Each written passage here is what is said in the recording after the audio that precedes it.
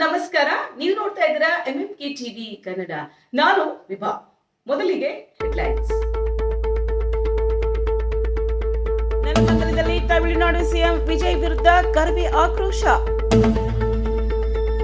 ಇಂದ್ರದ್ರೋಣ ಪರ್ವತ ಸಾಲಿನಲ್ಲಿ ಮತ್ತೆ ಭೂಕುಸಿತ. ಮುಕ್ತ ಸಮಾಜಕ್ಕೆ ಕೈ ಜೋಡಿಸಿ ಸಚಿವ KH ಮುನಿಯಪ್ಪ ಕರೆ. ದೇವನಹಳ್ಳಿಯಲ್ಲಿ ಭೀಕರ ರಸ್ತೆ ಅಪಘಾತ, ಸ್ಥಳದಲ್ಲೇ ಮಹಿಳೆ ಸಾವು. ತುಮಕೂರಿನಲ್ಲಿ ಸಿನಿಮಾ ಕತೆಗೂ ಮೀರಿದ ಇಲಿ ಕಿತಾಪತಿ. 10 ಲಕ್ಷ ಮೌಲ್ಯದ ವಜ್ರಾಭರಣ ಎಗರಿಸಿದ ಇಲಿ ಸಿಸಿಟಿವಿಯಲ್ಲಿ ಸೆರೆ. ಮಂಡ್ಯದಲ್ಲಿ ತಮಿಳುನಾಡು ಮುಖ್ಯಮಂತ್ರಿ ವಿಜಯ್ ವಿರುದ್ಧ ಆಕ್ರೋಶ ಭುಗಿಲೆದಿದೆ. ಕಾವೇರಿ ಹಾಗೂ ಮೇಕೆದಾಟು ಡ್ಯಾಂ ವಿಚಾರವನ್ನು ಮುಂದಿಟ್ಟುಕೊಂಡು ಮಂಡ್ಯ ರಕ್ಷಣಾ ವೇದಿಕೆ ಕಾರ್ಯಕರ್ತರು ಗೋ ಬ್ಯಾಕ್ ವಿಜಯ್ ಅಭಿಯಾನ ನಡೆಸಿ ಪ್ರತಿಭಟನೆ ನಡೆಸಿದರು. ಬೆಂಗಳೂರು ಗ್ರಾಮಾಂತರ ಶಿಕ್ಷಣ ಇಲಾಖೆಯಲ್ಲಿ ಬೀಳ್ಕೊಡುಗೆ ಸಮಾರಂಭ. ಉಪನಿರ್ದೇಶಕ ಬೈಲಾಂಜಿನಪ್ಪಗೆ ಆತ್ಮೀಯ ವಿದಾಯ. ಬೆಂಗಳೂರು ಗ್ರಾಮಾಂತರ ಜಿಲ್ಲೆಯ ದೇವನಹಳ್ಳಿ ತಾಲೂಕಿನ ಮುದುಗೆರೆ ಗ್ರಾಮದ ಅಯ್ಯಪ್ಪ ಸರ್ಕಲ್ ಸಮೀಪ ಮತ್ತೊಂದು ಭೀಕರ ರಸ್ತೆ ಅಪಘಾತ ಸಂಭವಿಸಿದ್ದು, ಸ್ಥಳದಲ್ಲೇ ಮಹಿಳೆಯೊಬ್ಬರು ಸಾವನ್ನಪ್ಪಿದ್ದಾರೆ. KIAL ಏರ್ಪೋರ್ಟ್ ಸಂಪರ್ಕ ರಸ್ತೆಯಲ್ಲಿ ನಡೆಯುತ್ತಿರುವ ಅರ್ಧಂಬರ್ಧ ಕಾಮಗಾರಿ ಹಾಗೂ ಅವ್ಯವಸ್ಥೆಯೇ ಈ ದುರಂತಕ್ಕೆ ಕಾರಣ ಎಂದು ವಾಹನ ಸವಾರರು ಆರೋಪಿಸಿದ್ದಾರೆ. ಕ್ಯಾಂಟರ್ ಹಾಗೂ ದ್ವಿಚಕ್ರ ವಾಹನ ನಡುವೆ ಸಂಭವಿಸಿದ್ದ ಈ ಅಪಘಾತದಿಂದ ಸ್ಥಳದಲ್ಲೇ ಆತಂಕದ ವಾತಾವರಣ ನಿರ್ಮಾಣವಾಯಿತು. ಈ ಕುರಿತು ಒಂದು ವರದಿ ಇಲ್ಲಿದೆ.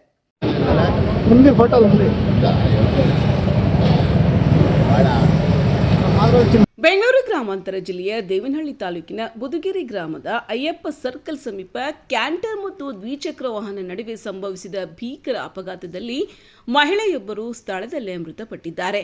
ಮೃತಪಟ್ಟ ಮಹಿಳೆಯ ಗುರುತು ಇನ್ನೂ ಪತ್ತೆಯಾಗಿಲ್ಲ. ಮಾಹಿತಿ ತಿಳಿದ ಕೂಡಲೇ ಚನ್ನರಾಯಪಟ್ಟಣ ಪೊಲೀಸ್ ಠಾಣೆ ಅಧಿಕಾರಿಗಳು ಸ್ಥಳಕ್ಕೆ ಭೇಟಿ ನೀಡಿ ಪರಿಶೀಲನೆ ನಡೆಸಿದ್ದು, ಮೃತದೇಹವನ್ನು ಮರಣೋತ್ತರ ಪರೀಕ್ಷೆಗೆ ರವಾನಿಸಿದ್ದಾರೆ. ಸ್ಥಳೀಯರ ಪ್ರಕಾರ KIAL ಏರ್ಪೋರ್ಟ್ ಸಂಪರ್ಕ ರಸ್ತೆಯಲ್ಲಿ ನಡೆಯುತ್ತಿರುವ ಅರ್ಧಂಬರ್ಧ ಕಾಮಗಾರಿ, ಸಮರ್ಪಕ ಎಚ್ಚರಿಕೆಯ ಫಲಕಗಳು ಕೊರತೆ ಹಾಗೂ ರಸ್ತೆ ಅವ್ಯವಸ್ಥೆಯಿಂದ ಪದೇ ಪದೇ ಅಪಘಾತಗಳು ಸಂಭವಿಸುತ್ತಿವೆ. KRDCL ಅಧಿಕಾರಿಗಳ ನಿರ್ಲಕ್ಷ್ಯವೇ ಈ ದುರಂತಗಳಿಗೆ ಕಾರಣ ಎಂದು ವಾಹನ ಸವಾರರು ಆಕ್ರೋಶ ವ್ಯಕ್ತಪಡಿಸಿದ್ದು, ತಕ್ಷಣವೇ ಕಾಮಗಾರಿ ಪೂರ್ಣಗೊಳಿಸಿ ಸುರಕ್ಷತಾ ಕ್ರಮಗಳನ್ನು ಕೈಗೊಳ್ಳುವಂತೆ ಒತ್ತಾಯಿಸಿದ್ದಾರೆ. ಇನ್ನು ಈ ಘಟನೆ ಚನ್ನರಾಯಪಟ್ಟಣ ಪೊಲೀಸ್ ಠಾಣೆ ವ್ಯಾಪ್ತಿಯಲ್ಲಿ ನಡೆದಿದ್ದು, ಪ್ರಕರಣ ದಾಖಲಿಸಿಕೊಂಡಿರುವ ಪೊಲೀಸರು ಮುಂದಿನ ತನಿಖೆ ಕೈಗೊಂಡಿದ್ದಾರೆ. ಬೆಂಗಳೂರು ಗ್ರಾಮಾಂತರ ಜಿಲ್ಲೆಯ ಶಿಕ್ಷಣ ಇಲಾಖೆಯಲ್ಲಿ ದೀರ್ಘಕಾಲ ಸೇವೆ ಸಲ್ಲಿಸಿ ಸರಳತೆ ಮತ್ತು ಸಜ್ಜನಿಕೆಗೆ ಹೆಸರಾಗಿದ್ದ ಉಪನಿರ್ದೇಶಕರಾದ ಬೈಲಾಂಜಿನಪ್ಪ ಹಾಗೂ ಪತ್ರಾಂಕಿತ ಸಹಾಯಕ ಶ್ರೀನಿವಾಸ್ ಮೂರ್ತಿಯವರು ವಯೋನಿವೃತ್ತಿ ಹೊಂದಿದ್ದ ಹಿನ್ನೆಲೆಯಲ್ಲಿ ಅವರಿಗೆ ಆತ್ಮೀಯ ಬೀಳ್ಕೊಡುಗೆ ಸಮಾರಂಭವನ್ನು ಆಯೋಜಿಸಲಾಯಿತು. ಈ ಕುರಿತು ಒಂದು ವರದಿ ಇಲ್ಲಿದೆ.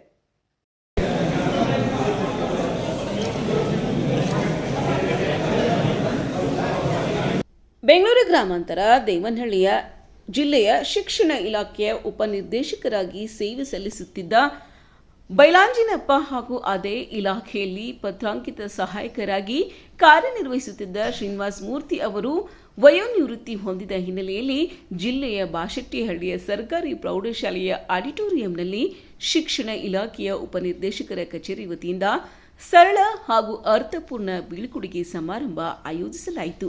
ಕಾರ್ಯಕ್ರಮದಲ್ಲಿ ಅಧಿಕಾರಿಗಳು ಹಾಗೂ ಸಿಬ್ಬಂದಿ ಇಬ್ಬರು ನಿವೃತ್ತ ಅಧಿಕಾರಿಗಳ ಸೇವೆಯನ್ನು ಸ್ಮರಿಸಿ ಶಿಕ್ಷಣ ಕ್ಷೇತ್ರಕ್ಕೆ ಅವರು ನೀಡಿದ ಕೊಡುಗೆಯನ್ನು ಕೊಂಡಾಡಿದರು. ಶಾಲು ಹೊದಿಸಿ ಸ್ಮರಣಿಕೆ ನೀಡಿ ಗೌರವಿಸಿ ಶುಭ ಹಾರೈಸಲಾಯಿತು. ಈ ಸಮಾರಂಭದಲ್ಲಿ ಜಿಲ್ಲೆಯ BOಗಳು, ಪ್ರೌಢಶಾಲೆಗಳ ಮುಖ್ಯ ಶಿಕ್ಷಕರು, ಶಿಕ್ಷಣ ಇಲಾಖೆಯ ಸಿಬ್ಬಂದಿ ಹಾಗೂ ನಿವೃತ್ತ ಅಧಿಕಾರಿಗಳ ಕುಟುಂಬ ಸದಸ್ಯರು ಭಾಗವಹಿಸಿ ಶುಭಾಶಯ ಕೋರಿದರು. 6 ತಿಂಗಳು 19 ದಿನದ ಸೇವೆಯನ್ನು ನಾನು ಶಿಕ್ಷಣ ಇಲಾಖೆಗೆ ಸಮರ್ಪಿಸಿದ್ದೇನೆ. ಇದಲ್ಲದೆ 3 ವರ್ಷ ಖಾಸಗಿ ಶಾಲೆಯಾಗಿ ಕೆಲಸ ನಿರ್ವಹಿಸಿ ನಾನು ಶಿಕ್ಷಣ ಇಲಾಖೆಯಲ್ಲಿ ಸುದೀರ್ಘವಾದಂಥ ಸೇವೆ ಸಲ್ಲಿಸಿದ್ದೀನಿ ಅಂತ ಹೇಳಿದರೆ ತಪ್ಪಾಗಲಾರದು. ನನ್ನ ಸೇವೆಯಲ್ಲಿ ನಾನು ಕಂಡುಕೊಂಡಿದ್ದೇನು ಅಂತ ಹೇಳಿದ್ರೆ, ಸರ್ಕಾರಿ ಶಾಲೆಗಳಲ್ಲಿ ಬರುವಂತಹ ಮಕ್ಕಳು ದೀನ ದಲಿತ, ಹಿಂದುಳಿದ ವರ್ಗದ, ಅಲ್ಪಸಂಖ್ಯಾತ, ಮಧ್ಯಮ ವರ್ಗದ ಮಕ್ಕಳು ಬರ್ತಾರೆ. ಅವರ ಯಶಸ್ಸೇ ನಮಗೆ ಮುಖ್ಯ ಆಗಿತ್ತು. ಸೊ ಅದರಲ್ಲೂ ಮಕ್ಕಳ ಶಿಕ್ಷಣ ಕಾಯ್ದೆ ಬಂದಾದ ಮೇಲೆ ಖಾಸಗಿ ಶಾಲೆಗಳಲ್ಲಿ 25% ಸೀಟನ್ನು ದುರ್ಬಲ ವರ್ಗದ ಮಕ್ಕಳಿಗೆ ಕೊಡಬೇಕು ಅಂತ ಹೇಳಿ ಕಾನೂನು ಮಾಡಿದಾಗ ನಾನು BO ಆಗಿದ್ದೆ. ಆ BO ಆದಂಥ ಸಂದರ್ಭದಲ್ಲಿ ಅನೇಕ ಬಡ ಮಕ್ಕಳ ಶಿಕ್ಷಣಕ್ಕೆ ನಾನು ಅವಕಾಶ ಮಾಡಿಕೊಟ್ಟಿದ್ದೇನೆ.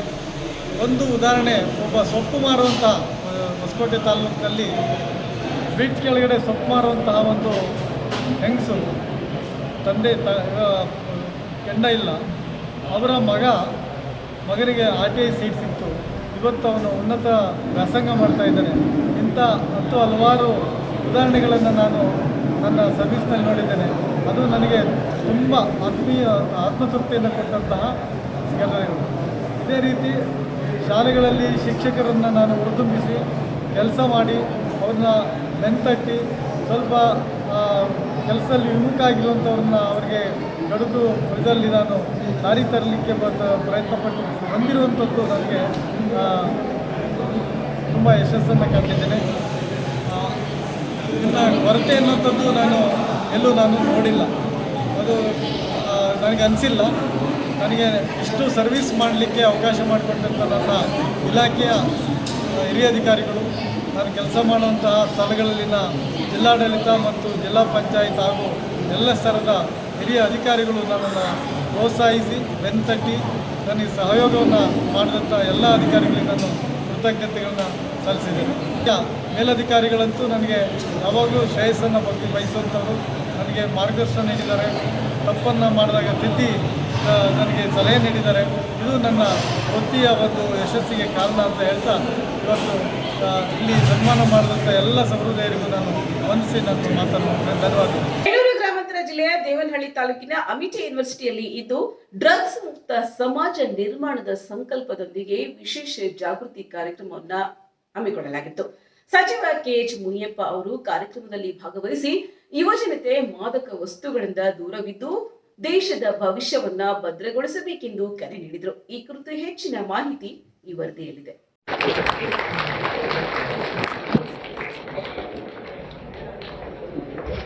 ಧನ್ಯವಾದಗಳು ಸರ್. ಬೆಂಗಳೂರು ಗ್ರಾಮಾಂತರ ಜಿಲ್ಲೆಯ ದೇವನಹಳ್ಳಿ ತಾಲೂಕಿನ ಅಮಿಟಿ ಯೂನಿವರ್ಸಿಟಿಯಲ್ಲಿ ಡ್ರಗ್ಸ್ ಬೇಡ ಬ್ರೋ ಎಂಬ ಘೋಷಣೆಯೊಂದಿಗೆ ಡ್ರಗ್ಸ್ ವಿರೋಧಿ ಜಾಗೃತಿ ಕಾರ್ಯಕ್ರಮವನ್ನು ಬೆಂಗಳೂರು ಗ್ರಾಮಾಂತರ ಜಿಲ್ಲಾ ಪೊಲೀಸ್ ಇಲಾಖೆ ಆಯೋಜಿಸಿತು.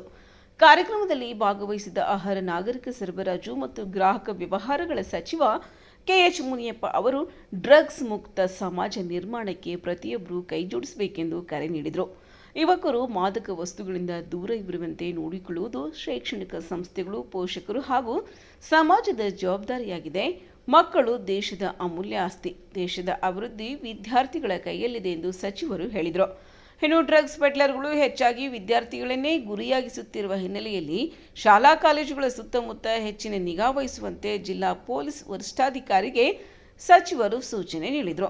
ಈ ಡ್ರಗ್ಸ್ ವ್ಯಸನ ಮುಕ್ತ ಜಾಗೃತಿ ಕಾರ್ಯಕ್ರಮದಲ್ಲಿ ಸಾವಿರಾರು ವಿದ್ಯಾರ್ಥಿಗಳು ಭಾಗವಹಿಸಿ ಮಾದಕ ವ್ಯಸನದ ವಿರುದ್ಧ ಹೋರಾಡುವ ಸಂಕಲ್ಪ ಕೈಗೊಂಡರು. ನಮ್ಮ ಗೃಹ ಸಚಿವರು ಪ್ರಿಯಾಂಕಾ ಖರ್ಗೆ ಅವರು ಕೂಡ ಇಂದಿನ ಕ್ಯಾಬಿನೆಟ್ನಲ್ಲಿ ಒಂದು ತೀರ್ಮಾನ ತೆಗೆದುಕೊಂಡ್ವಿ.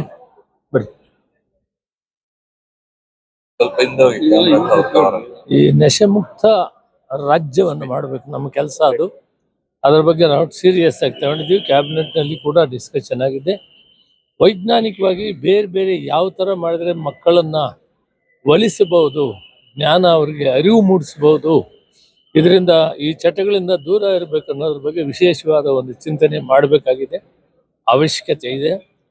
ಭಾರತ ಒಂದು ದೊಡ್ಡ ಗೌರವಿತವಾದಂಥ ರಾಷ್ಟ್ರ, ಜಗತ್ತಿನ ಬಲಿಷ್ಠ ರಾಷ್ಟ್ರಗಳ ಜೊತೆಯಲ್ಲಿ ಒಂದು ರಾಷ್ಟ್ರವಾಗಿ ಉಳಿದಿದೆ. ಇದನ್ನು ಈ ಚಟದಿಂದ ದೂರ ಮಾಡೋದಕ್ಕೆ ಸರ್ಕಾರ ರಾಷ್ಟ್ರ ಮತ್ತು ರಾಜ್ಯ ಮಟ್ಟದಲ್ಲಿ ಒಳ್ಳೆಯ ಕೆಲಸವನ್ನು ಮಾಡಬೇಕಾಗ್ತದೆ. ಮಕ್ಕಳು ಈ ದೇಶದ ಭವಿಷ್ಯ, ಅವರನ್ನು ಸನ್ಮಾರ್ಗದಲ್ಲಿ ನಡೆಸಿ ಈ ದೇಶವನ್ನು ಉಳಿಸಬೇಕಾಗ್ತದೆ. ಅದರ ಬಗ್ಗೆ ನಾವು ಬಹಳ ಚಿಂತನೆಗಳನ್ನು ಮಾಡ್ತಾ ಇದ್ದೀವಿ. ಮಾನ್ಯ ಮುಖ್ಯಮಂತ್ರಿಗಳು ನಾವು ಸೇರಿ ಒಂದು ಯಾವ ರೀತಿ ಮಾಡಿದರೆ ಇದರಿಂದ ದೂರ ಮಕ್ಕಳನ್ನ ಇಡಬಹುದು ಅನ್ನೋದನ್ನ ಸೀರಿಯಸ್ ಆಗಿ ತಗೊಳ್ತೀವಿ.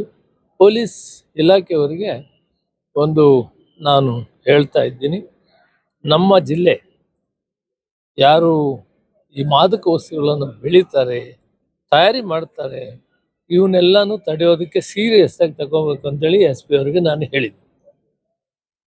ಅದು ತಡೆದ್ರೆ ಎಷ್ಟೋ ಇರ್ತದೆ. ಜೊತೆಗೆ ಹೊರಗಡೆಯಿಂದ ಬರ್ತದೆ. ಹೊರಗಡೆಯಿಂದ ಬರೋದು ಇವ್ರಿಗೆ ಮಾತ್ರ ಗೊತ್ತಾಗ್ತದೆ. ಅವ್ರು ಮಿಡ್ ನೈಟ್ ಬರ್ತಾರೆ, ಬೇರೆ ಬೇರೆ ಏನೋ ಸಾಗಾಣಿಕೆ ರೂಪದಲ್ಲಿ ಬರ್ತಾರೆ. ಅದನ್ನ ನಡೆಯೋದು ಇವ್ರಿಗೆ ಅನುಭವ ಇದೆ, ಹಿಡಿತಾರೆ.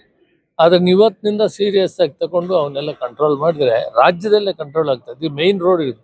ನಮಗೆ ಹೈದರಾಬಾದ್ ರೋಡ್ ಇದೆಯಲ್ಲ, ಇಲ್ಲೇ ಹೆಚ್ಚಿಗೆ ಬರೋದು. ಇವರಿಗೆ ಈ ರೋಡಲ್ಲಿ ಬರ್ತದೆ, ಈ ಕಡೆ ದೊಡ್ಡಬಳ್ಳಾಪುರ ಆ ಕಡೆಯಿಂದ ಬರ್ತಾರೆ. ಪೂನಾ ರೋಡ್ ಇವರಿಗೆ ಬರುತ್ತೆ. ಏರ್ಪೋರ್ಟು ಪ್ರಮುಖವಾಗಿ ಏರ್ಪೋರ್ಟ್ ಇಂದ ಸರ್ ಬೇರೆ ಬೇರೆ ಮಲೇಷಿಯಾ ಇದರಿಂದ ಸಾಕಷ್ಟು ಬೆಂಗಳೂರಿಗೆ ಒಂದು ದಿನ ಕೋಟ್ಯಾಂತರ ರೂಪಾಯಿ ಬರುತ್ತೆ. ಅದು ಈಗ ಸೆಂಟ್ರಲ್ ಅದಕ್ಕೊಂದು ವಿಜಿಲೆನ್ಸ್ ಹಾಕ್ಬಿಟ್ಟು ಪೂರ್ತಿ ಚೆಕ್ ಮಾಡಿ. ಕೇಂದ್ರ ಸರ್ಕಾರ ಇಲ್ಲ, ನಾವು ಇದನ್ನ ಅಲ್ಲಲ್ಲ, ಇದನ್ನ ಸಿಎಂ ಲೆವೆಲ್ ಅಲ್ಲಿ ಒಂದು ಮೀಟಿಂಗ್ ಮಾಡಿ how to control this one, special steps as required to see this one to address. ನಾನು ಮಾತಾಡ್ತೀನಿ. Thank you. ವಸ್ತುಗಳ ಬಗ್ಗೆ ಜಾಗೃತಿ ಮೂಡಿಸಬೇಕು. ಅದು ಜಿಲ್ಲಾ ಮಂತ್ರಿಗಳ ನೇತೃತ್ವದಲ್ಲಿ. ಯಾಕಂದರೆ ಈ ಮಕ್ಕಳಿಗೆ ಸಮಾಜಕ್ಕೆ ಸ್ಪಷ್ಟ ಸಂದೇಶ ನೀಡಬೇಕಾದ್ರೆ ಮಾನ್ಯ ಮುಖ್ಯಮಂತ್ರಿ ಸಾಹೇಬರು ಹೇಳಿದರು, ಮುಖ್ಯಮಂತ್ರಿ ಜಿಲ್ಲಾ ಮಂತ್ರಿಗಳ ನೇತೃತ್ವದಲ್ಲಿ ಈ ಕಾರ್ಯಕ್ರಮವನ್ನು ಹಮ್ಮಿಕೊಳ್ಬೇಕಂತ.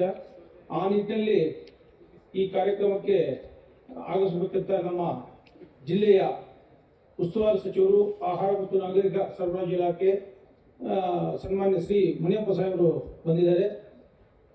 ಅವರಿಗೆ ನಮ್ಮ ಜಿಲ್ಲಾ ಪೊಲೀಸ್ ವತಿಯಿಂದ ಜಿಲ್ಲಾ ಆಡಳಿತ ಇತ್ಯಾದಿಗಳನ್ನ ಮಾಡ್ತಾ ಇದ್ದಾರೆ. ಅದನ್ನು ನಾವೇನಾದರೂ ನಿಗ್ರಹ ಮಾಡಲಿಲ್ಲ ಅಂತಂದರೆ ಈ ಸಮಾಜದ ಅಮೂಲ್ಯವಾದಂತಹ ಆಸ್ತಿ ನಿರ್ನಾಮ ಆಗಿ ದೇಶಕ್ಕೆ ಅದು ಹೊರೆಯಾಗ್ತದೆ. ದೇಶದ ಅಭಿವೃದ್ಧಿ ಕುಂಠಿತ ಆಗ್ತದೆ. ವಿಶೇಷವಾಗಿ ಈ ದೇಶದ ಸಂಪತ್ತು ಯುವಕರು, ಆ ಯುವಕರನ್ನೇ ಟಾರ್ಗೆಟ್ ಮಾಡಿದ್ದಾರೆ. ಅದಕ್ಕೆ ಪರಿಣಾಮಕಾರಿಯಾಗಿ ಸಮಾಜದ ಎಲ್ಲ ವರ್ಗಗಳ ಜನರು ಇದರಲ್ಲಿ ಕೈ ಜೋಡಿಸಬೇಕು. ಕಾರಣ ಏನಂತಂದ್ರೆ ಎಷ್ಟೋ ಕುಟುಂಬಗಳು ಇವತ್ತು ಕಣ್ಣೀರು ಸುರಿಸ್ತಾ ಇದ್ದಾರೆ. ಈ ಒಂದು ಒಳ್ಳೆ ಕುಟುಂಬ ಡ್ರಗ್ಸ್ಗೆ ಚಟಕ್ಕೆ ಒಳಗಾಗಿ ಯಾವ ರೀತಿ ಆ ಕುಟುಂಬ ನಿರ್ನಾಮ ಆಯಿತು. ಅವ್ರ ತಂದೆ ಸತ್ತಿದ್ರು ಸಹ ಮಗಳು ಮತ್ತು ಮಗ ಅದರ ಪರಿವೇ ಇಲ್ಲದೆ ಎಲ್ಲೋ ಡ್ರಗ್ಸ್ ಕುಡಿದು ಮತ್ತಲ್ಲಿ ಪ್ರಿವೆಂಟ್ ಮಾಡಲಿಲ್ಲ ಅಂತಂದ್ರೆ ಮುಂದೆ ಬಹಳ. ತುಮಕೂರಿನಲ್ಲಿ ಸಿನಿಮಾ ಘಟನೆಯನ್ನೇ ಮೀರಿಸುವಂತಹ ವಿಚಿತ್ರ ಘಟನೆಯೊಂದು ನಡೆದಿದೆ.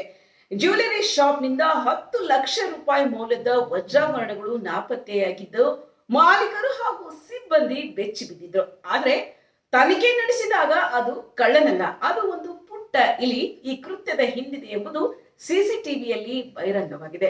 ಆ ಕುತೂಹಲಕಾರಿ ವರದಿ ಇಲ್ಲಿದೆ. ತುಮಕೂರು ನಗರದ ಕಾಲ್ಟೆಕ್ಸ್ ಸರ್ಕಲ್ ಬಳಿ ಇರುವ ವಿಶ್ವಾಸ್ ಜ್ಯುವೆಲರಿ ಶಾಪ್ನಲ್ಲಿ ಅಚ್ಚರಿಯ ಘಟನೆಯೊಂದು ನಡೆದಿದೆ. ರಾತ್ರಿ ಅಂಗಡಿ ಮುಚ್ಚಿ ಬೆಳಗ್ಗೆ ತೆರೆದಾಗ 50 ಗ್ರಾಂಗೂ ಅಧಿಕ ವಜ್ರ ಹಾಗೂ ಚಿನ್ನಾಭರಣಗಳು ಕಾಣೆಯಾಗಿದ್ದು, ಶಟರ್ ಮುರಿದಿರಲಿಲ್ಲ. ಅಂಗಡಿಗೆ ಯಾರು ಕೂಡ ನುಗ್ಗಿದ್ದು ಸುಳಿವು ಕೂಡ ಅಲ್ಲಿ ಇರಲಿಲ್ಲ. ಆದರೂ ಸುಮಾರು 10 ಲಕ್ಷ ರೂಪಾಯಿ ಮೌಲ್ಯದ 3 ಸರಗಳು ಹಾಗೂ 10 ಉಂಗುರಗಳು ನಾಪತ್ತೆಯಾಗಿದ್ವು.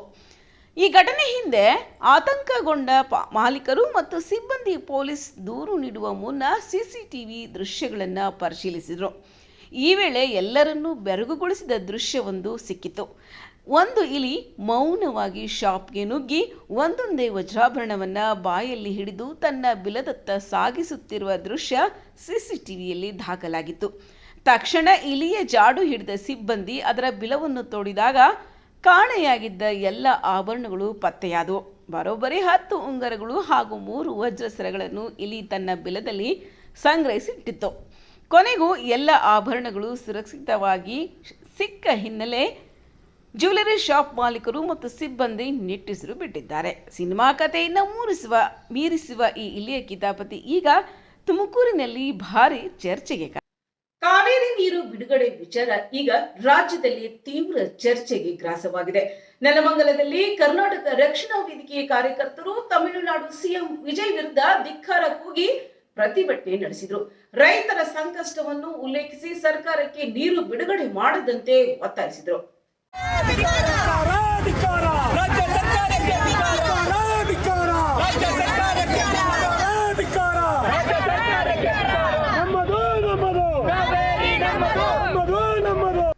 ನೆಲಮಂಗಲ ತಾಲೂಕು ಕಚೇರಿ ಎದುರು ಕರ್ನಾಟಕ ರಕ್ಷಣಾ ವೇದಿಕೆ ಕಾರ್ಯಕರ್ತರು ಪ್ರತಿಭಟನೆ ನಡೆಸಿ ತಮಿಳುನಾಡಿಗೆ ಕಾವೇರಿ ನೀರು ಹರಿಸುವುದಕ್ಕೆ ತೀವ್ರ ವಿರೋಧ ವ್ಯಕ್ತಪಡಿಸಿದರು. ರಾಜ್ಯದ ರೈತರು ನೀರಿಲ್ಲದೆ ಸಂಕಷ್ಟ ಅನುಭವಿಸುತ್ತಿದ್ದು ಕೆಲವರು ಆತ್ಮಹತ್ಯೆಗೆ ಶರಣಾಗುತ್ತಿದ್ದಾರೆ. ಇಂತಹ ಸಂದರ್ಭದಲ್ಲಿ ತಮಿಳುನಾಡಿಗೆ ನೀರು ಬಿಡುವುದು ಸರಿಯಲ್ಲ ಎಂದು ಪ್ರತಿಭಟನಾಕಾರರು ಆಕ್ರೋಶ ವ್ಯಕ್ತಪಡಿಸಿದರು. ಈ ವೇಳೆ ತಮಿಳುನಾಡು ಸಿಎಂ ವಿಜಯ್ ವಿರುದ್ಧ ಧಿಕ್ಕಾರ ಕೂಗಿ ಡಿಕೆ ಶಿವಕುಮಾರ್ ಅವರು ತಮಿಳುನಾಡಿನಲ್ಲೇ ಚುನಾವಣೆಗೆ ಸ್ಪರ್ಧಿಸಲೆಂದು ವ್ಯಂಗ್ಯವಾಡಿದರು. ಕೊನೆಯಲ್ಲಿ ತಮಿಳುನಾಡಿಗೆ ಕಾವೇರಿ ನೀರು ಹರಿಸದಂತೆ ಸರ್ಕಾರಕ್ಕೆ ಮನವಿ ಸಲ್ಲಿಸಿ ರಾಜ್ಯದ ರೈತರ ಹಿತವನ್ನು ಮೊದಲು ಆದ್ಯತೆಯಾಗಿ ಪರಿಗಣಿಸುವಂತೆ ಆಗ್ರಹಿಸಿದರು. ಇಷ್ಟೇನೆ, ಇವತ್ತು ತಮಿಳುನಾಡು ಸರ್ಕಾರಕ್ಕೆ ಇವತ್ತು 3,500 ಕ್ಯೂಸೆಟ್ ನೀರನ್ನ ಬಿಡುಗಡೆ ಮಾಡಿಕೊಟ್ಟಿದ್ದಾರೆ ಅಂತ ನಮ್ಮ ರಾಜ್ಯ ಸರ್ಕಾರಕ್ಕೆ ನಿಜವಾಗ್ಲೂ ನಾವು ಧಿಕ್ಕಾರ ಹೇಳ್ಬೇಕಾಗತ್ತೆ. ಇವತ್ತು ನಮ್ಮ ರೈತಗಳಿಗೆ ನೀರಿಲ್ಲ. ಇವತ್ತು ನಮ್ಮ ರೈತಗಳಿಗೆ ನೀರಿಲ್ಲದ ಪ್ರಕಾರವಾಗಿ ನಾವು ತಗೊಂಡೋಗಿ ತಮಿಳುನಾಡಿಗೆ ನೀರು ಬಿಡ್ತೀವಿ ಅಂತಂದ್ರೆ ಎಷ್ಟು ಮಟ್ಟಿಗೆ ಸರಿ? ಇದು ದಯವಿಟ್ಟು ನಮ್ಮ ರಾಜ್ಯದ ಮುಖ್ಯಮಂತ್ರಿ ಡಿ ಕೆ ಶಿವಕುಮಾರ್ ಅವರು ಅರ್ಥ ಮಾಡ್ಕೊಬೇಕು. ನಮ್ಮ ಒಂದೇ ಒಂದು ಬಿನಿಯಷ್ಟು ಒಂದು ಮುಷ್ಟಿಯಷ್ಟು ನೀರನ್ನು ಸಹ ದಯವಿಟ್ಟು ಈ ಟೈಮಲ್ಲಿ ನಾವು ಯಾರು ನೀರು ಕೊಟ್ಟಿದ್ದೀವಿ, ನೀರು ಕೊಡೋದು ನಾವೇನು ಇಲ್ಲ, ನಾವು ಅಲ್ಲಿ ಅತಿ ಹೆಚ್ಚು ನೀರು ಕೊಟ್ಟಿದ್ದೀವಿ.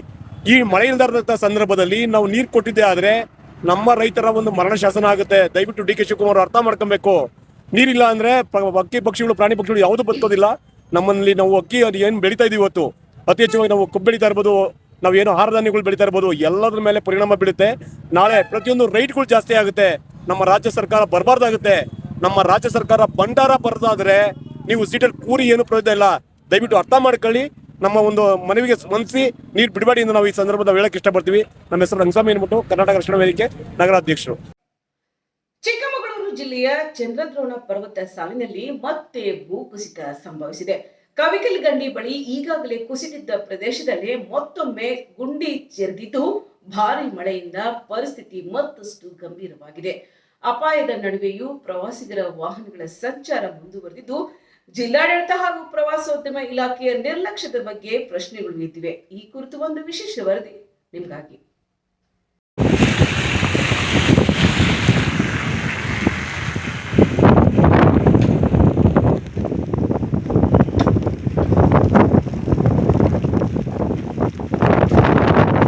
ಚಿಕ್ಕಮಗಳೂರು ತಾಲೂಕಿನ ಕವಿಕಲ್ ಗಂಡಿ ಬಳಿ ಚಂದ್ರದ್ರೋಣ ಪರ್ವತ ಸಾಲಿನಲ್ಲಿ ಮತ್ತೆ ಭೂಕುಸಿತ ಸಂಭವಿಸಿದೆ.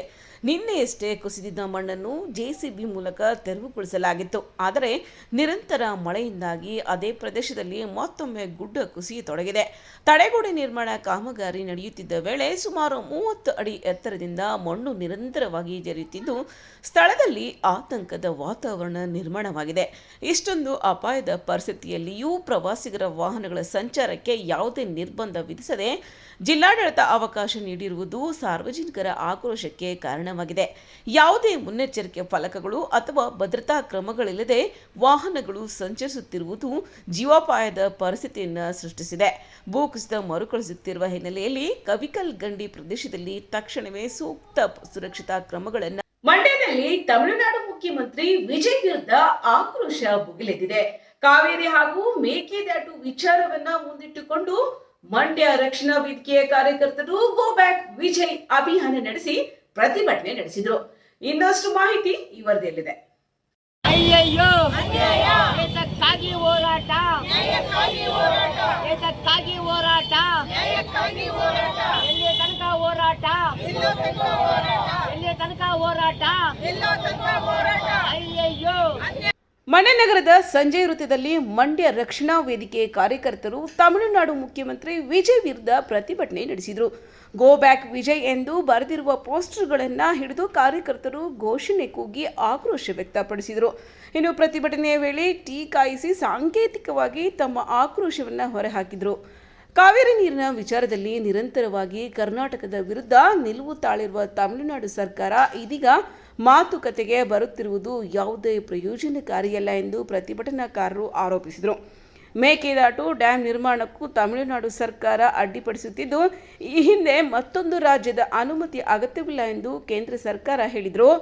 ಈಗ ಅನುಮತಿ ಬೇಕೆಂದು ಪತ್ರ ಬರೆದಿರುವುದು ಸರಿಯಲ್ಲ ಎಂದು ಅಸಮಾಧಾನ ವ್ಯಕ್ತಪಡಿಸಿದರು. ಈ ಎಲ್ಲ ಬೆಳವಣಿಗೆಗಳ ಹಿನ್ನೆಲೆಯಲ್ಲಿ ವಿಜಯ್ ಅವರ ಭೇಟಿ ವಿರೋಧಿಸಿ ಪ್ರತಿಭಟನೆ ನಡೆಸಲಾಗಿದ್ದು ಕರ್ನಾಟಕದ ಹಕ್ಕುಗಳ ವಿಚಾರದಲ್ಲಿ ಯಾವುದೇ ರಾಜಿ ಇಲ್ಲ ಎಂದು ಪ್ರತಿಭಟನಾಕಾರರು ಎಚ್ಚರಿಕೆ ನೀಡಿದರು.